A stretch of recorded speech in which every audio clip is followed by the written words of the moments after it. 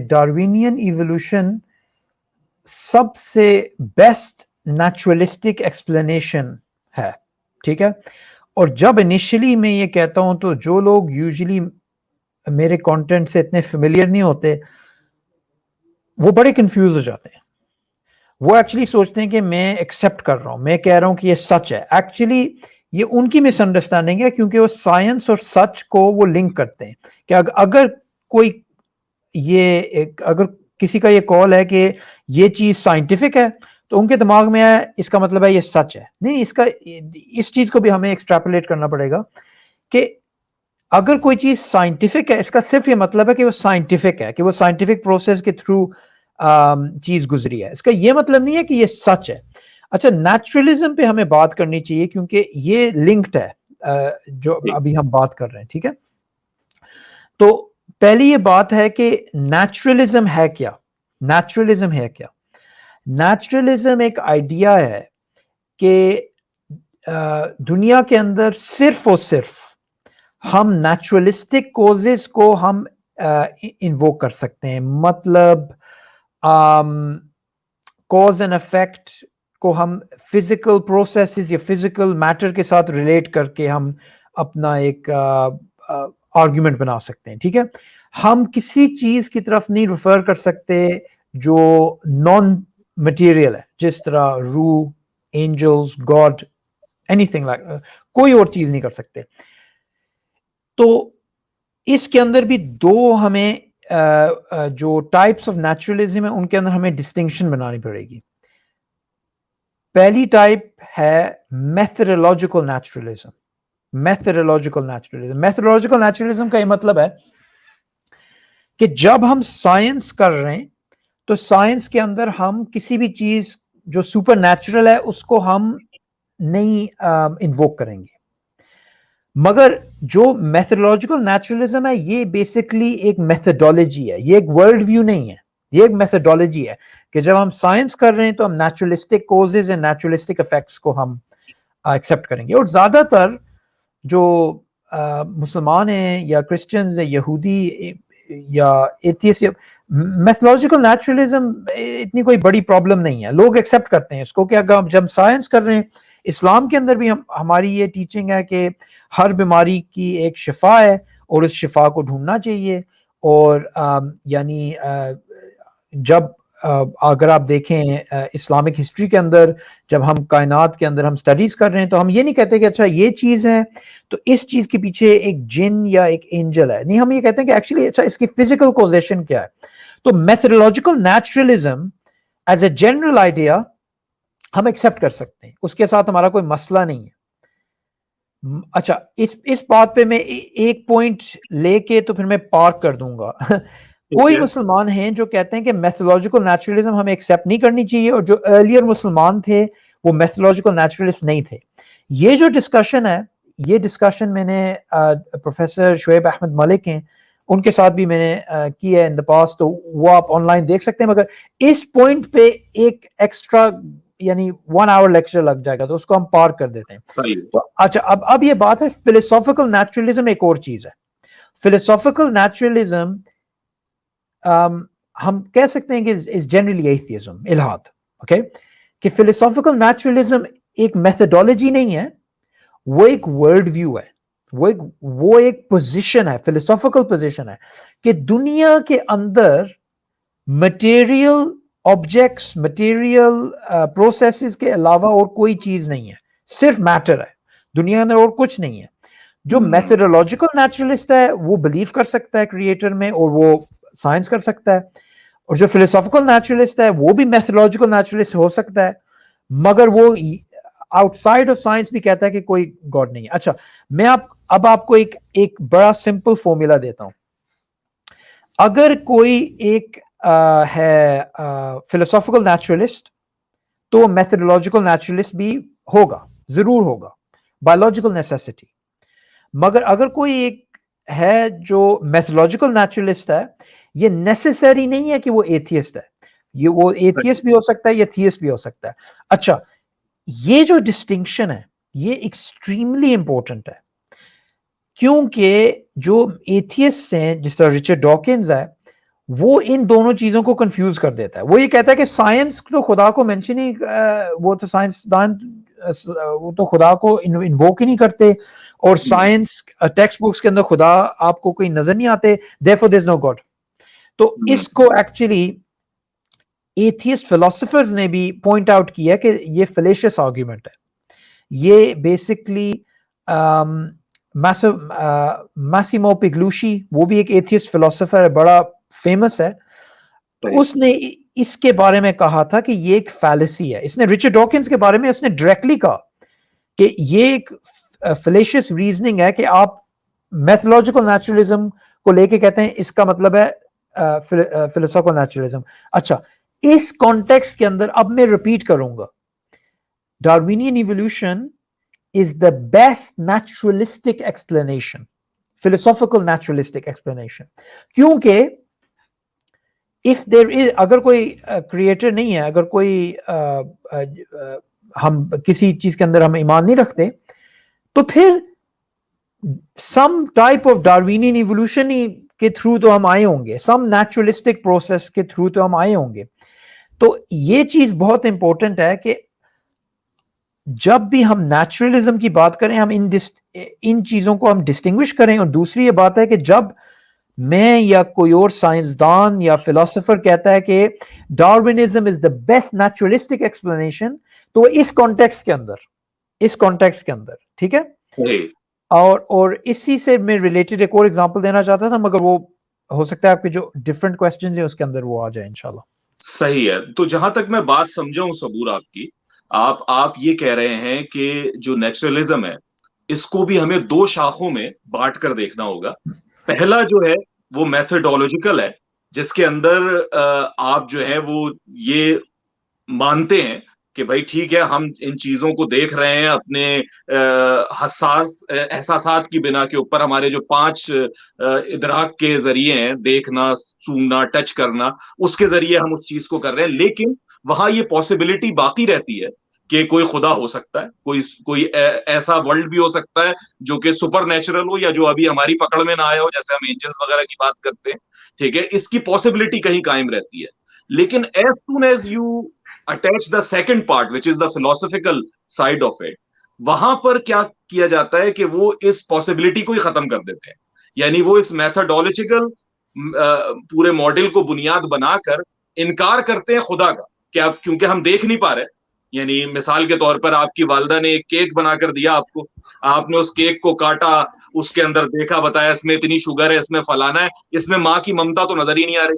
ٹھیک ہے, تو آپ نے ماں کی ممتا کا انکار کر دیا کہ بھائی ماں کی ممتا نہیں ہے. لیکن وہ ایک چیز موجود ہے جو ہم جانتے ہیں. لیکن فلسفیکل سائڈ سے, جس کے اندر جیسے آپ نے ایک نام لیا ڈاکن کا, میرے ذہن میں جو نام آ رہا تھا جس وقت آپ ایکسپلین کر رہے تھے وہ سیم ہیرس کا تھا.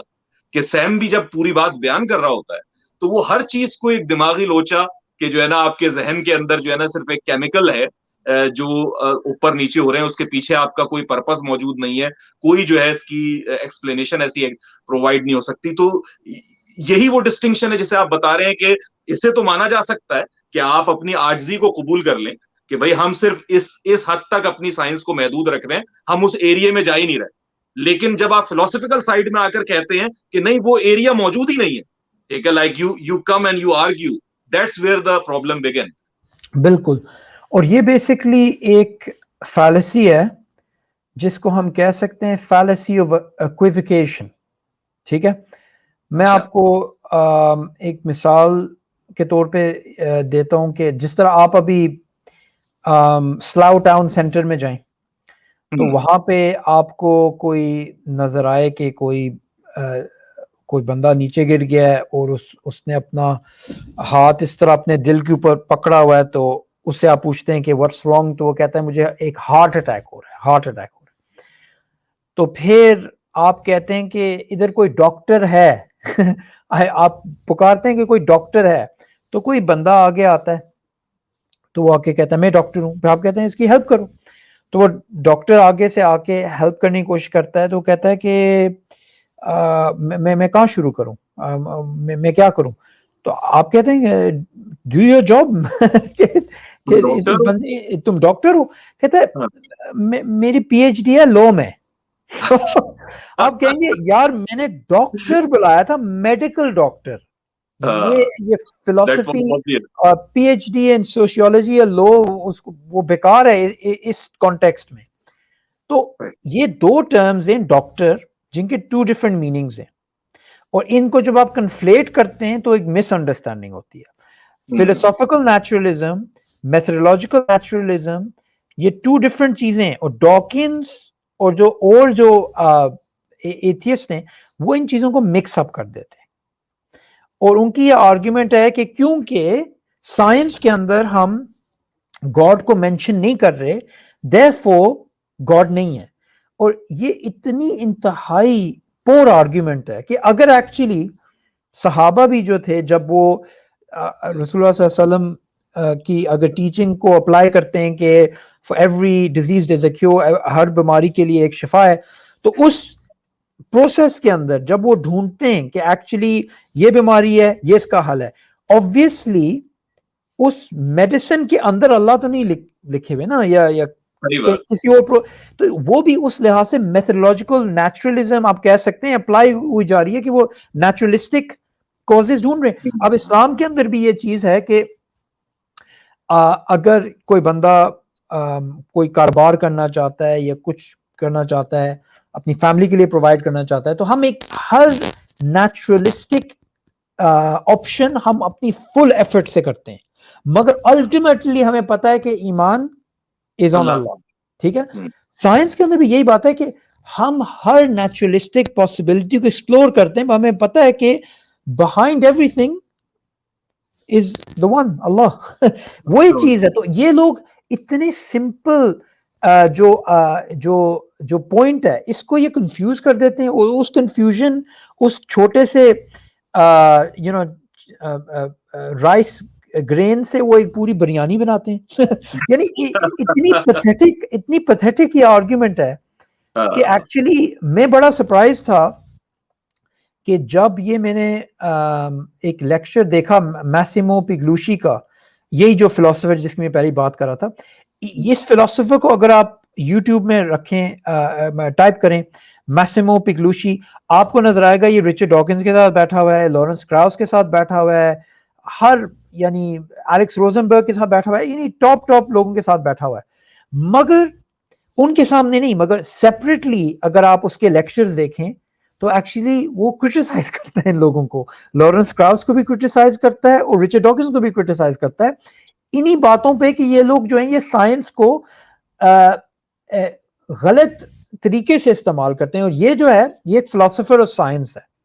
ٹھیک ہے, اچھا اسی مکس اپ کا یہ نتیجہ نکلتا ہے کہ جو ایک عام آدمی یا ایک عام ینگسٹر مسلم جو ہوتا ہے وہ یہ سوچنے لگتا ہے یا اس غلط فہمی میں مبتلا ہو جاتا ہے کہ اگر میں سائنٹسٹ بنوں گا تو شاید اس کا مطلب یہ ہے کہ خدا کا انکار مجھے کرنا لازمی ہوگا ورنہ میں سائنٹسٹ نہیں بن سکتا, جبکہ یہ چیز ہرگز بھی ضروری نہیں ہے. یہی وجہ ہے کہ بڑے بڑے سائنسدان ہمارے جو ہیں, یعنی ہماری اگر پوری یہ آج کے دور میں بھی موجود ہے, لیکن آج کے دور میں چونکہ کچھ ملحدانہ نام اوپر آ گئے ہیں تو اس کے بنا پر یہ تاثر, ایک غلط تاثر پڑ جاتا ہے کہ شاید سائنسدانوں میں جو ہے نا وہ ایمان والے موجود ہی نہیں تھے, اور اب شاید سائنٹسٹ بننا بغیر ممکن نہیں. آپ کی بات بالکل صحیح ہے. اور دیکھیں یہ جو ایتھیسٹ ہیں یہ ایک بڑی پیتھیٹک آرگیومنٹ استعمال کرتے ہیں. یہ کہتے ہیں دیکھو جو American national academy of science ہے اس میں پتہ نہیں کتنے فیصد جو سائنسدان ہیں وہ پرسنل گاڈ میں بلیو نہیں کرتے. ٹھیک ہے, کوئی ان میں ایتھیسٹ ہیں, کوئی ڈیسٹ ہیں, مگر ریلیجیوسٹی ان ٹریڈیشنل تھیسٹک گاڈ کم ہے, پتہ نہیں لیس دین 20% یا کچھ. یہ ان کی آرگیومنٹ ہے. تو یہ جو آرگیومنٹ ہے نا, اس آرگیومنٹ کو ہم لے کے ایکچولی ان کے خلاف استعمال کر سکتے ہیں. پہلی یہ بات ہے کہ یہ آرگیومنٹ انویلڈ ہے, یہ ایکچولی انویلڈ آرگیومنٹ ہے کہ اگر ایک گروپ آف پیپل فالو کر رہے ہیں ایک پرٹیکولر فلسفی کو تو اس کا یہ مطلب نہیں ہے اس کریکٹ جسٹ بائی نمبرز. ٹھیک ہے, ایک بینڈ ویگن کے اندر بہت زیادہ لوگ ایک ڈائریکشن میں جا رہے ہیں, ہاں وہ ڈائریکشن صحیح ڈائریکشن ہوگی, نہیں, یہ تو بڑی چائلڈش قسم کی آرگیومنٹ ہے. مگر چلو ان لوگوں کے ساتھ کھیلتے ہیں. یہ کہتے ہیں کہ 90-80% یا جتنا بھی ہے وہ سائنسدان جو نیشنل اکیڈمی آف سائنس ان امریکہ وہ ٹریڈیشنل گاڈ کے اندر بلیو نہیں کرتے, وہ ایتھیسٹ یا ایگنوسٹک یا جو بھی ہیں, ڈیسٹ ہیں. ٹھیک ہے, ہم کہہ سکتے ہیں اچھا اگر ہم اس آرگیومنٹ کو ہم ایکسیپٹ کرتے ہیں, اس کے ہم ویریبل چینج کرتے ہیں. آپ تو ابھی دیکھ رہے ہیں کہ امریکہ کے اندر ان دی 21st century late 20th century یہ statistics ہیں. اگر ہم statistics دیکھیں from the time of Hassan ibn Haytham 1000 years ago, جو modern inductive scientific method اس وقت شروع ہوا تھا, اس کے وہ فرسٹ سائنٹسٹ ہے, ٹھیک ہے. اس سے پہلے جو گریکس تھے وہ پروٹوٹائپ آف سائنس کرتے تھے. اس وقت سے اگر ہم لے کے 2021 تک دیکھیں, آپ کو نظر آئے گا کہ 17th سینچری تک مسلمان جو ہیں وہ اس پیریڈ کے اندر rise at the forefront ہے, یعنی کرسٹل بیوٹیفل 700 years. پھر دا لاسٹ 300 years, اس لاسٹ 300 years کے اندر ہمیں کیا نظر آتا ہے؟ نظر آتا ہے یہ ہے کہ actually it's 700 years of Muslims جو کافی آگے. پھر ایک پیریڈ آتا ہے جب مسلمان اور Christians are doing well, and then پھر عیسائی زیادہ سائنس کے اندر آگے. اور پھر آپ کو کیا نظر آتا ہے؟ Around the beginning of the 20th century, beginning of the 20th century, پھر آپ کو 20 and 21st صحیح. یس, پھر آپ کو تو یہ جو لوگ ہیں یہ بالکل آخری 7-8% اس پیریڈ کے اندر آئے. اور اس پیریڈ کے اندر the whole spectrum, then you'll find out that they are negligible in fact. negligible. اور فنی چیز یہ ہے کہ ایکچولی یہ لوگ آرگیومنٹ کرتے ہیں کہ ریلیجن آپ کو فورس کرتا ہے کہ آپ کی جو سائنٹیفک کوالٹی آف ریسرچ ہے یا تھیریز ہیں وہ ویک ہوتی ہیں یا غلط ہوتی ہیں, اور آپ سوچ نہیں سکتے سائنٹیفکلی کیونکہ آپ بلیو کرتے ہیں کسی کریٹر میں یا کسی سپر نیچرل چیز میں. اچھا بات پھر میں نے ایکچولی ایک دفعہ میری ڈبیٹ ہو رہی تھی ایتھیسٹ سے, میں نے یہ پوچھا پھر تم لوگوں نے سائنس کو کیوں نہیں بنایا, تم پائنیئرز کیوں نہیں تھے, کہ 1000 years ago حسن بن ہیثم کیوں تھا, پھر بعد میں کرسچنز کیوں تھے, تم لوگ تو ابھی آئے ہو. تو کہہ رہے تھے یہ تو ہسٹورک. میں نے کہا نہیں, تم لوگ اگر یہ آرگیومنٹ ویلڈ ہے تو تم لوگوں کو آگے ہونا چاہیے, ٹھیک ہے. تم لوگوں کو جو ہے یعنی بنیاد رکھنی چاہیے تھی, بنیاد رکھنی چاہیے. ایگزیکٹلی, سائنس میں تم لوگوں کو سب سے آگے ہونا چاہیے. اچھا دوسری یہ بات ہے, یہ بڑا یعنی جو ہم اوبیسلی پاکستانی اوریجن لوگ ہیں تو ہمارے لیے یہ تھوڑی چیز برداشت کرنا تھوڑا نیشنلسٹکلی تھوڑا مشکل ہوتا ہے, مگر انڈیا سائنس کے اندر بہت آگے ہے, بہت آگے ہے, ٹھیک ہے. ان کے سائنسدان بہت زبردست ہیں, ٹھیک ہے. پاکستان کے اندر بھی الحمدللہ ہیں, بنگلہ دیش کے اندر بھی الحمدللہ ہیں, افغانستان کے اندر بھی ہیں, مگر انڈیا میں بھی بہت اچھے سائنسدان ہیں. مگر ان سائنسدانوں کے بارے میں آپ دیکھیں, ان میں سے اکثر ہارڈ کور آئیڈل ورشپنگ, کیونکہ میتھڈولوجیکل نیچرلزم کو تو وہ فالو کرتے ہیں. اب آپ دیکھیں انڈیا کے جو ایک میں ڈاکیومنٹری دیکھ رہا تھا, اس کے اندر ان کا ایک ٹاپ سائنٹسٹ تھا, اس نے پتہ نہیں کیا نہیں کیا.